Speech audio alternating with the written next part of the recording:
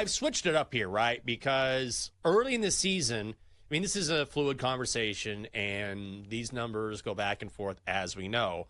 But early in the season, it was Juan Soto who was minus money, and Aaron Judge was plus money. And on this very show, I said, I'm not putting minus money on Juan Soto. I would put plus money on Aaron Judge. And now, because Aaron Judge has come alive and Juan Soto has been a little banged up, he's back in the lineup now. Now we're seeing Juan Soto at 12-1. So from a value perspective, now I would say just the opposite. Now is the time to put your money on Juan Soto at 12-1. And look, I never wish for any player ever to get injured, but there's no question Aaron Judge has an injury history last year with that toe. He said going into the season, it's something he's going to have to monitor throughout the year. So that's something that you have to take into consideration if you're going to lay $2.75 on Aaron Judge. I get why he's the favorite, but I would not do that. I would go to Juan Soto.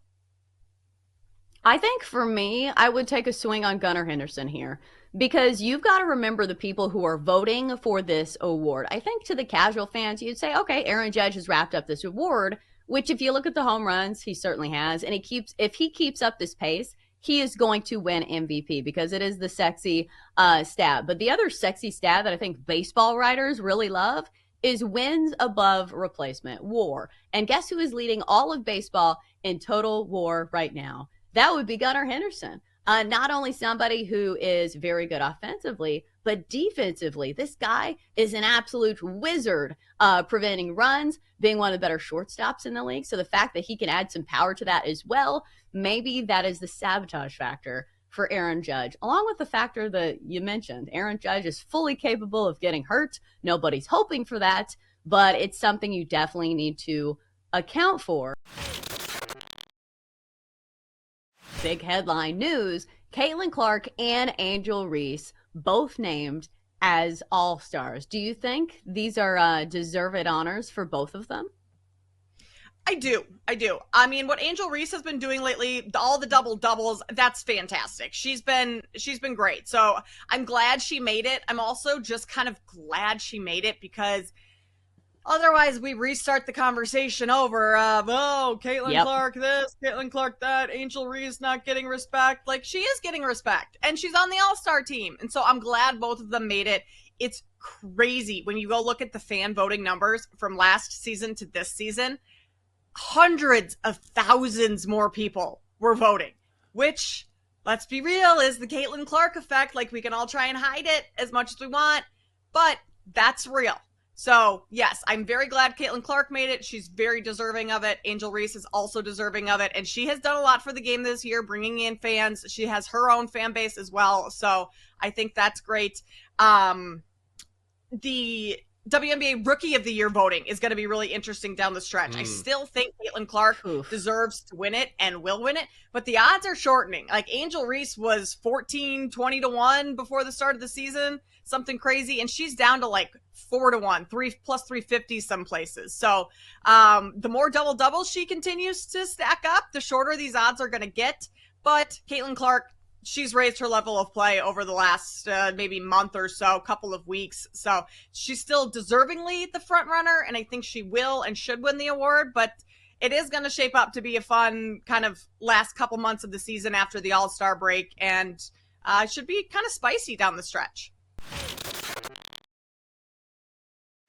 I think what's fascinating to me is just looking at not just the video, just a screen capture. If you ever wanted proof that LeBron James, not that we needed it, is running the LA Lakers, you have JJ Redick, with whom he hosts a podcast, who has zero coaching experience, sitting next to Bronny James, LeBron's son, who by most prognostications had no business being drafted. Yes, there are some people out there who believe that.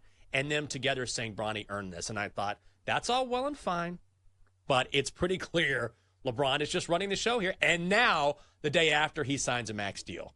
So, you know what? It'll be great. It'll be fun to watch. There's no question about it. I'm looking forward to watching it. But this is just about placating LeBron at this point in his career. And I guess you could make an argument, Chelsa. Not that I'm trying to argue, but if any players earned it, it's LeBron. But I don't see this being some sort of championship squad.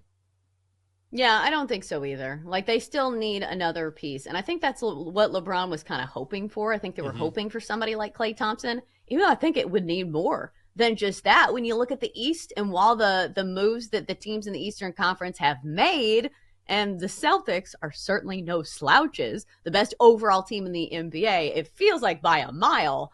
But at least LeBron James is not taking trips to Egypt, right before the season. He's just making his team make all of these moves. So who do you think the bigger diva is, LeBron James or Aaron Rodgers? Ooh, that's a tough one. I'm gonna say Aaron Rodgers because look, I disagree with what LeBron is doing, but I understand it. I can understand. I'm gonna take care of my son. I've earned it. I want to play with my son. I can certainly understand that. What I don't understand is saying, I got to go to Egypt. And also, I scheduled this before you guys had minicamp planned. To me, that's a different type of subversion, if you will. So I like LeBron a lot. I don't like the way this is played out for the Lakers. But Aaron Rodgers, to me, is just trying to grab headlines on a regular basis. Well, and also LeBron has 4 rings, and LeBron is one of the best basketball players that's ever played the game. Aaron Rodgers is very good too, but it feels like you can't do this diva behavior unless you are delivering championships. So we'll see Yeah. if New York has to put up with all this and doesn't get a ring.